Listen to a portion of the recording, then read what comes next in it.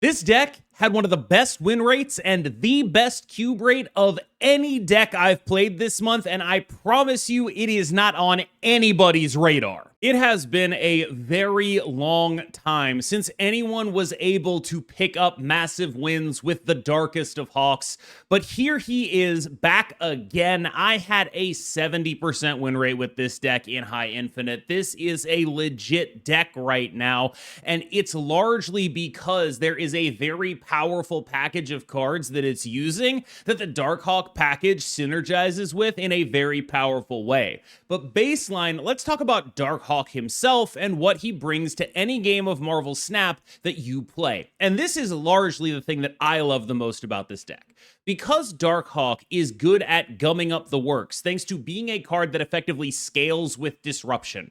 Korg rocks, Rock Slide rocks, rocks from miserying those cards.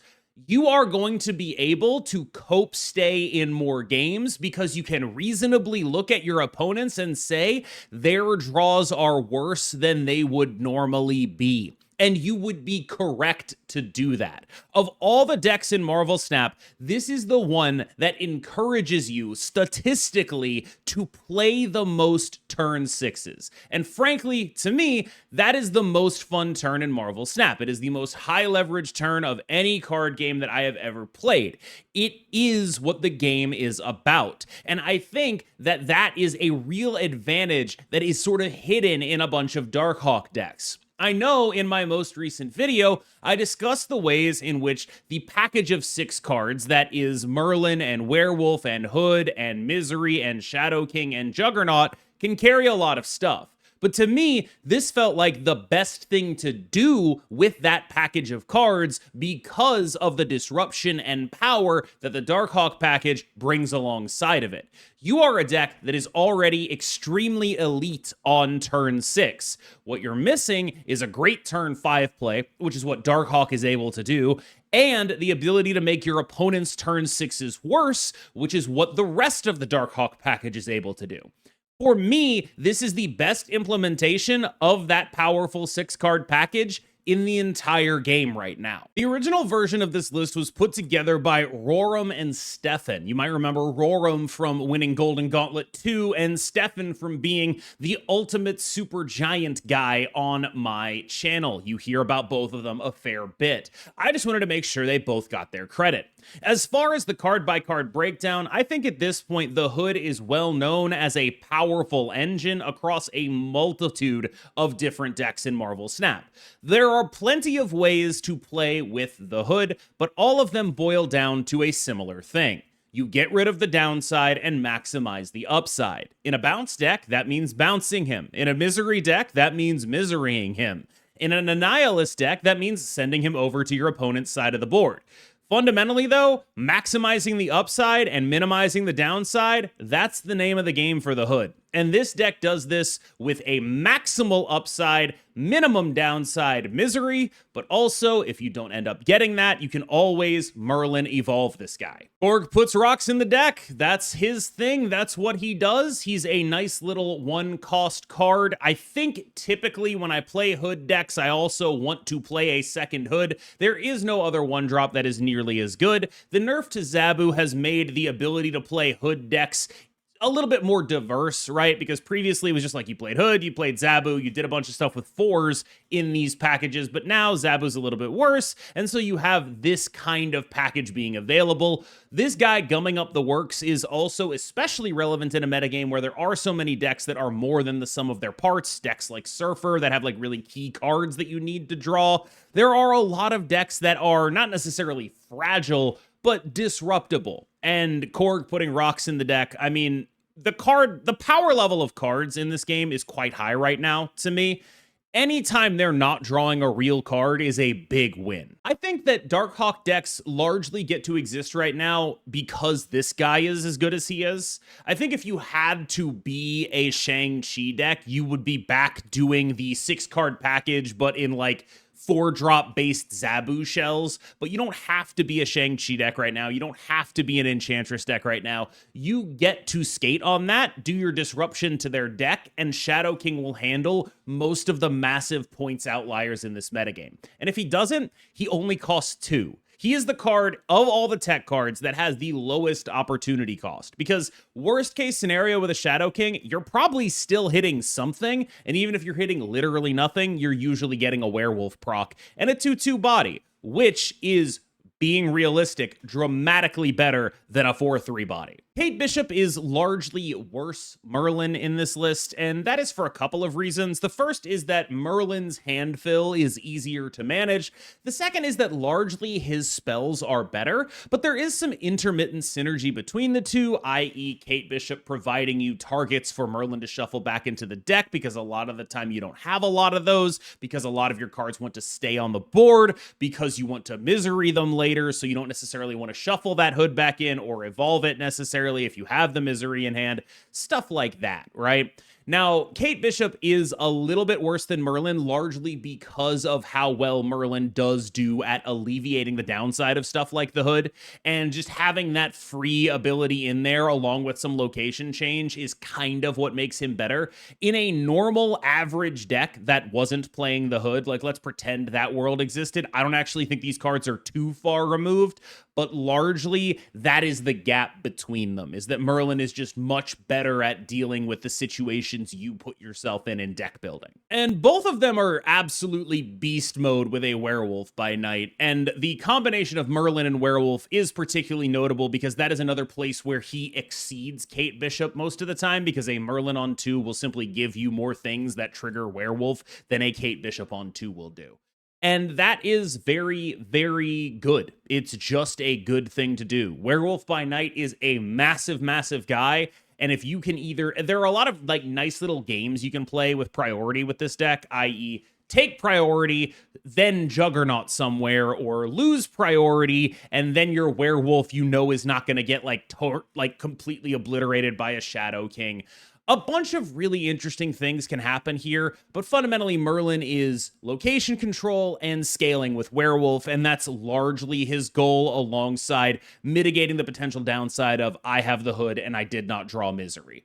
So he just sort of raises the ceiling, raises the floor, just generally an amazing card. You can try playing this deck without Cassandra Nova. I believe Roram was messing around with playing like a Black Widow in here, and I'm not opposed to that, but fundamentally, I like numbers. I feel like we need cards that do numbers pretty well, and Cassandra Nova is just a reasonably sized 3 that we generally can count on for being larger than a Black Widow, even though Black Widow will deny a draw. I don't care enough about denying that draw to the degree that I would be willing to give up the power that Cass represents. Tech card number 2, Red Guardian, eminently replaceable card. I think you can pretty much run whatever you want in this spot.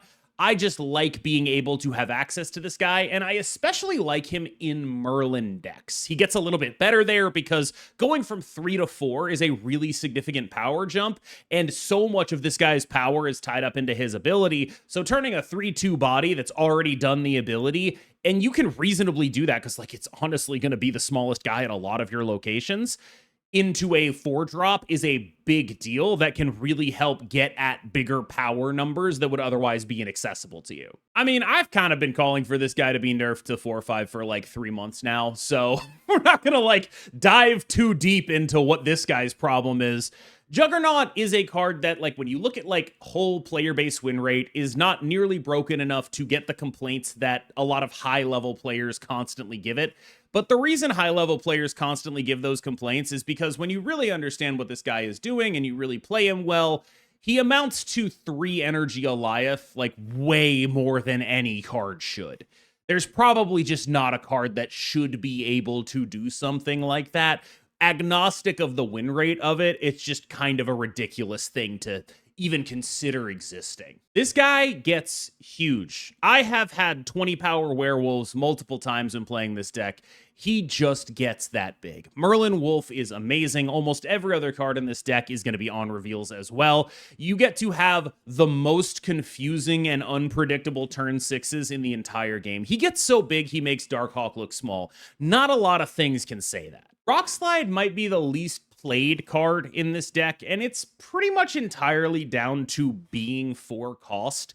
Your later turns are very rarely going to want to involve this card. He typically ends up being in here, maybe is like, just like, oh, it's pretty good. You could honestly talk me into playing Black Widow over Rock Slide. Like, just getting a card that costs 3 down that does this kind of stuff is important, but it's still just good enough on synergy that it sneaks into the deck. I do think that it's possible that the right way to go about this is to cut him, but I find it very hard to actually do. Misery is just an absolutely amazing card. It's not a coincidence that they buffed her and she's amazing, but like 4/9 with the level of upside potential she represents is just phenomenal. You're often going to have an empty lane, so her downside scenario is just she's a 4/9. And it's just like, oh, okay. So the worst thing this card can possibly be is a 4/9 and a potential werewolf trigger. The best thing it can be is that and also an extra demon and maybe an extra rock in there. It's just a great, great card.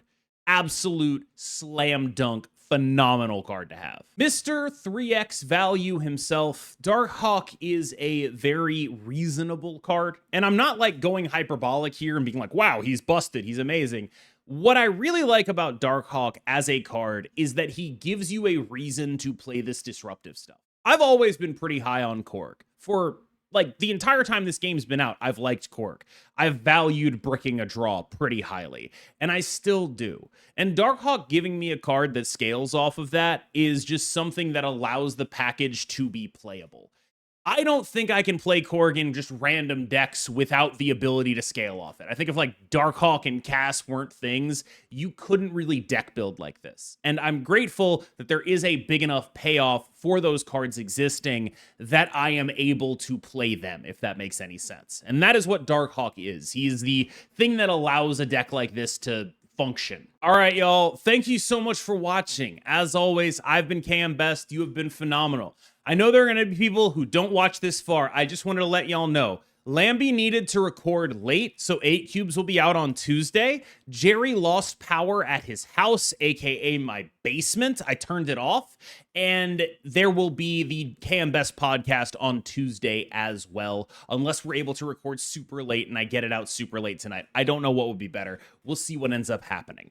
As always, thank you so much for watching. I've been KMBest. You've been phenomenal, and nothing can change that. Remember to like and subscribe, and I'll see you in the next one. Need someone to keep track if that's at all possible, because if I'm not mistaken, I have lost every 4-cuber.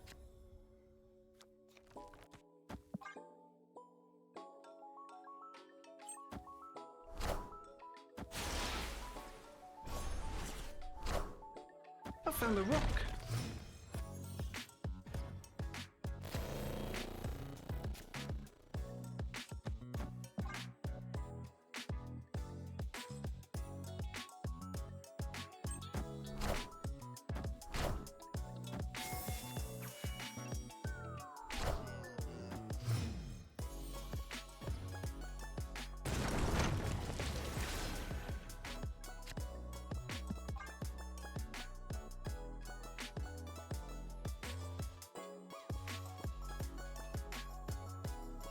Don't know who that's worse for. Probably me, I had to guess.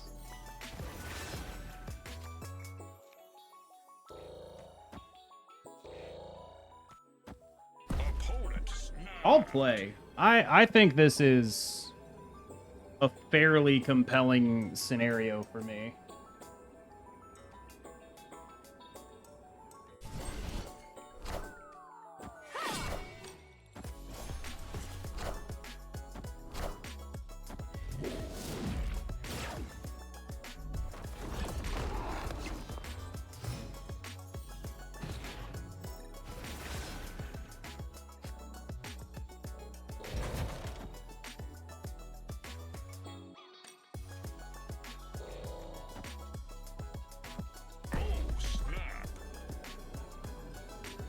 A bunch of shit.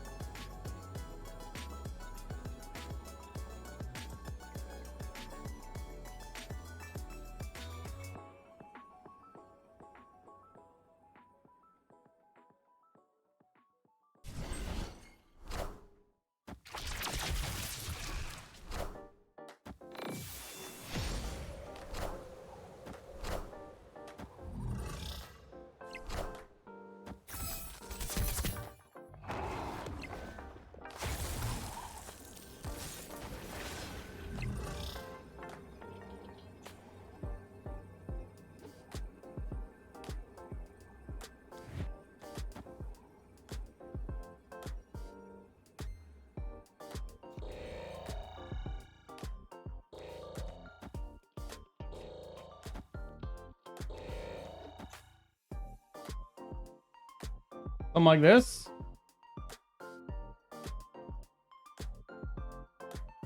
Do it. I don't know. Probably losing 8 here.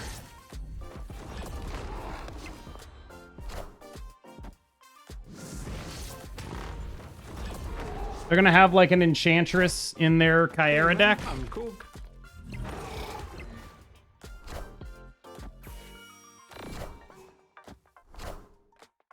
Holy shit. Winning 8. We did it. Game 1, Darkhawk.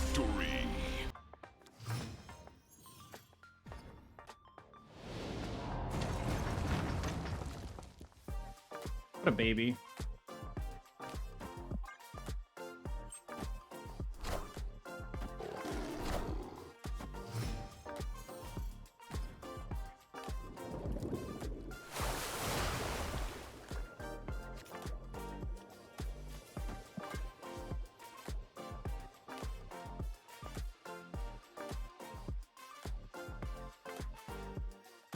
Can you guys see her well enough? You can't.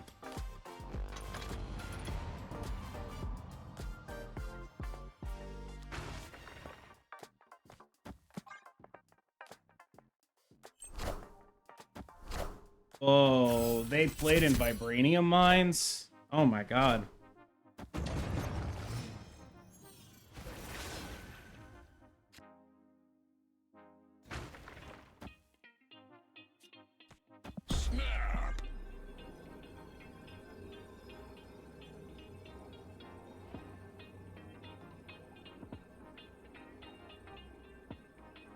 See, if they're sniping here, they're not.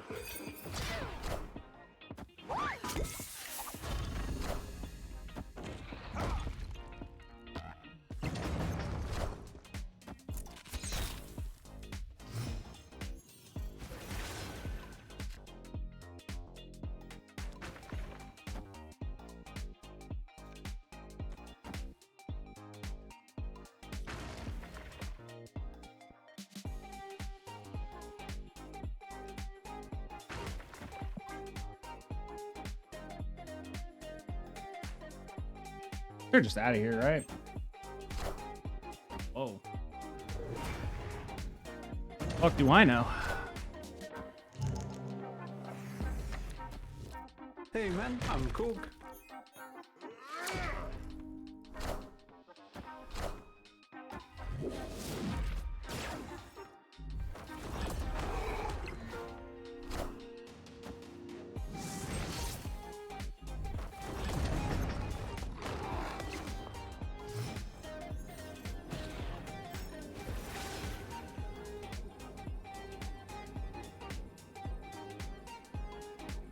So, is there any way I can reasonably play around a Juggernaut here?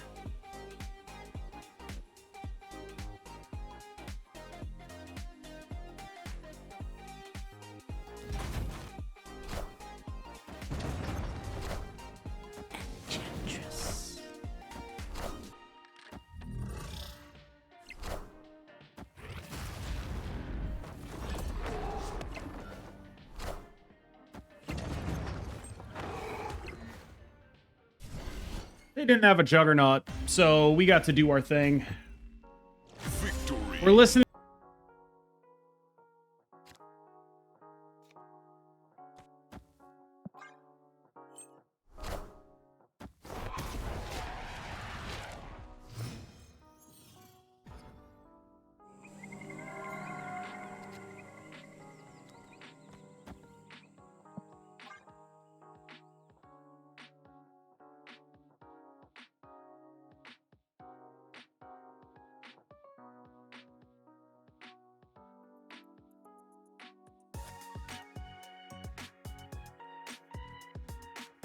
Don't know if I feel great about this.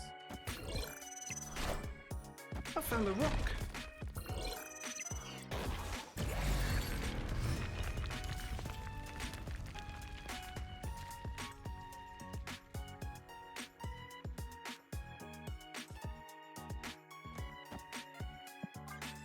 Very interesting.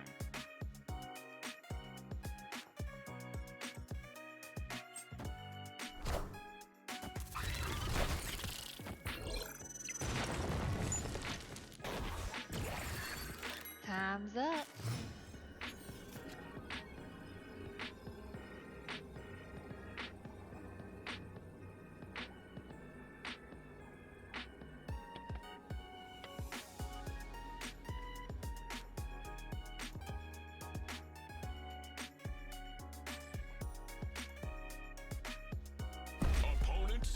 What would you snap this on? What would your snap be?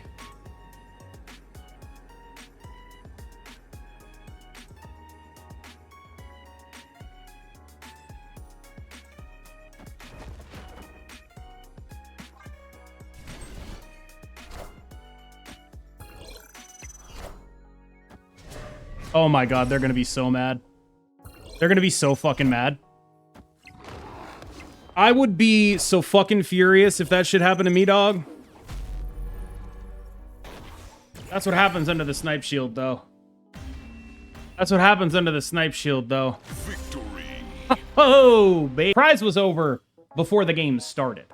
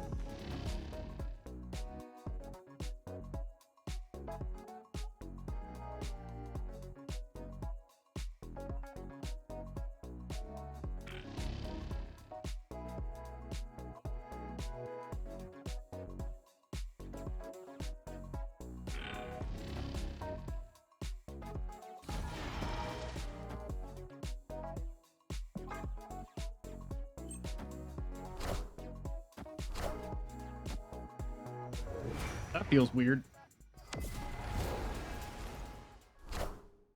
Hey man, I'm Cook.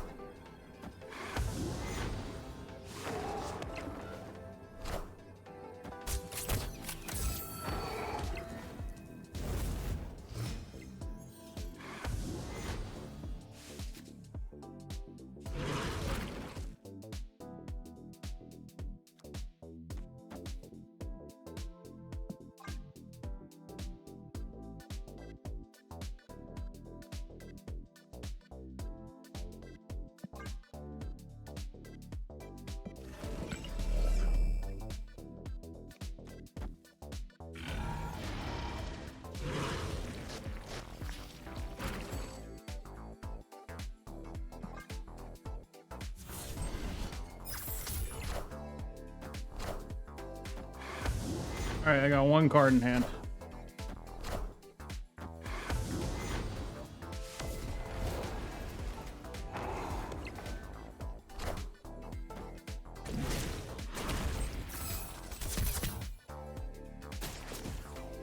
Hey, you found a rook.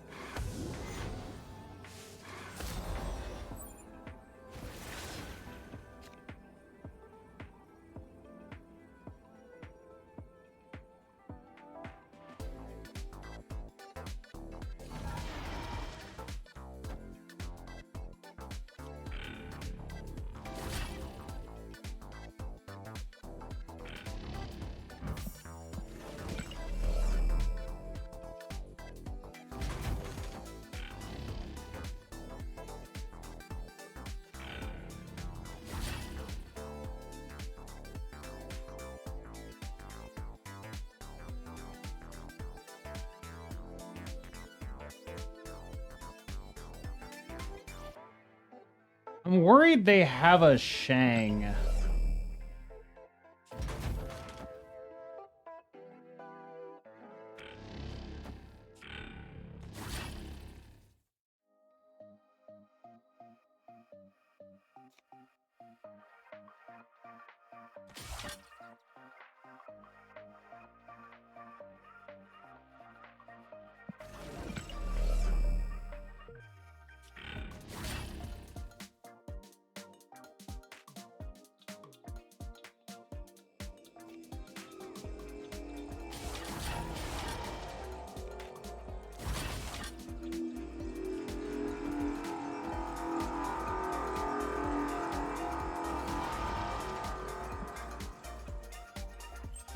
Am I getting shanked?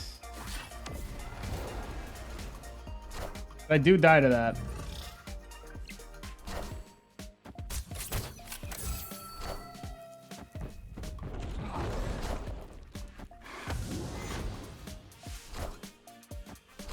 Okay, we're good.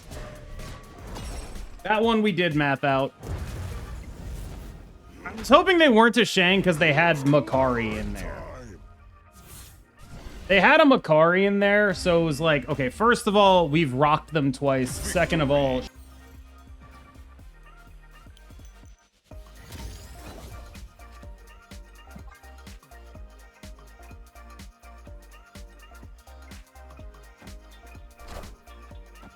Guy's always time stoning on one. Crazy.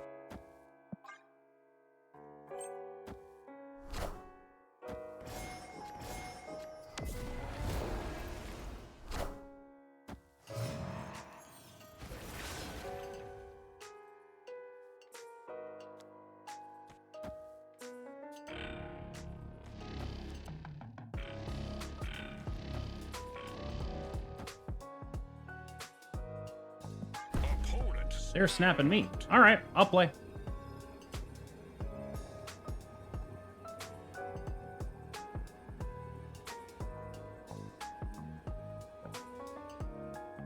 I got both of them.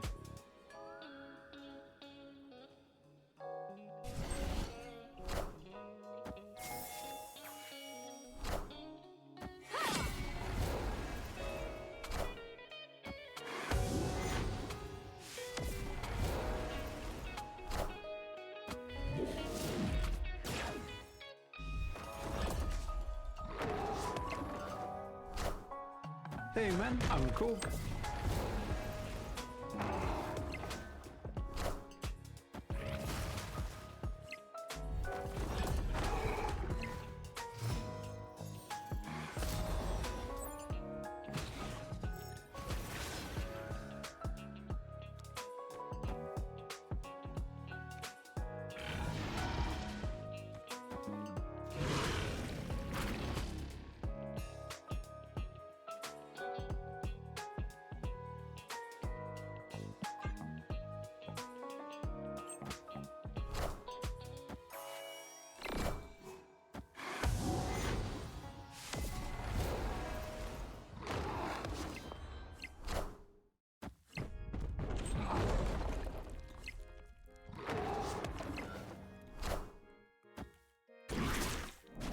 Hey, you found a rook.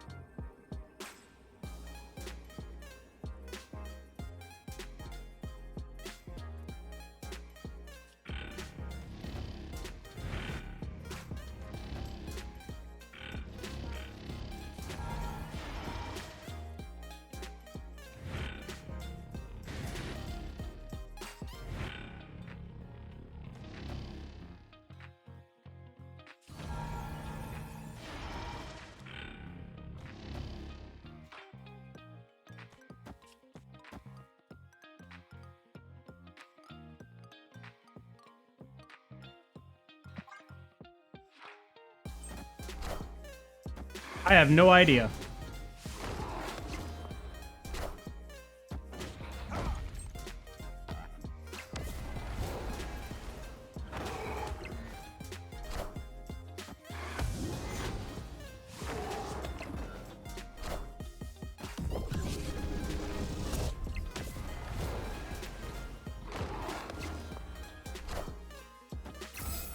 It's the thing on the right, maybe? Oh, thank fuck. Oh, thank fuck. Inevitable. There is not a single kill the thing can make here that actually kills us. Whew. That 24 power werewolf. Actually, you know, if I'd done my math correctly, I would have known that I could just win that left.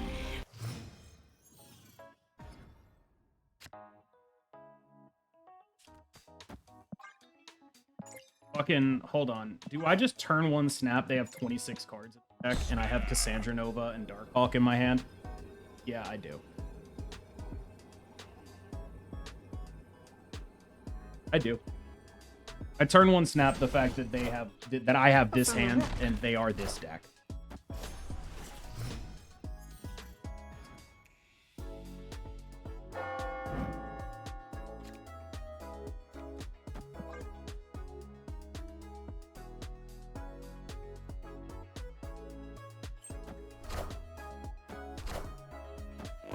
Oh man.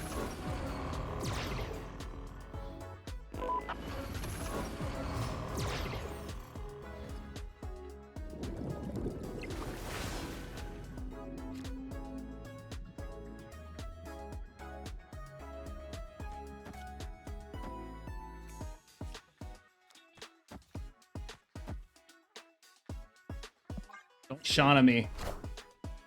My only ask is don't fucking Shauna me. Bishop works.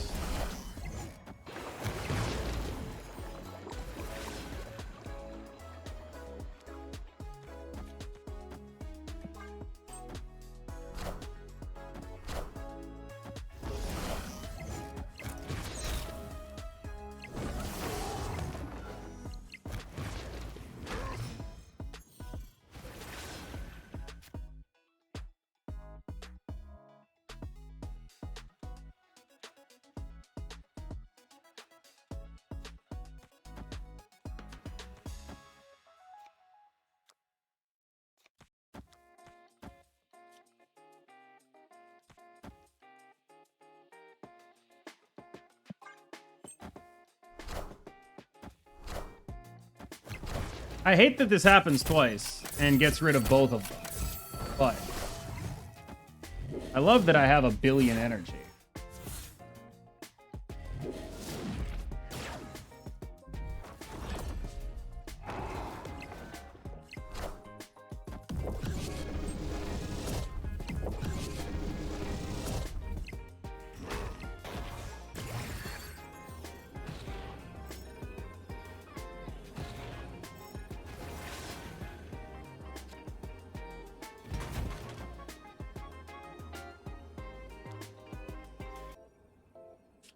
Yeah.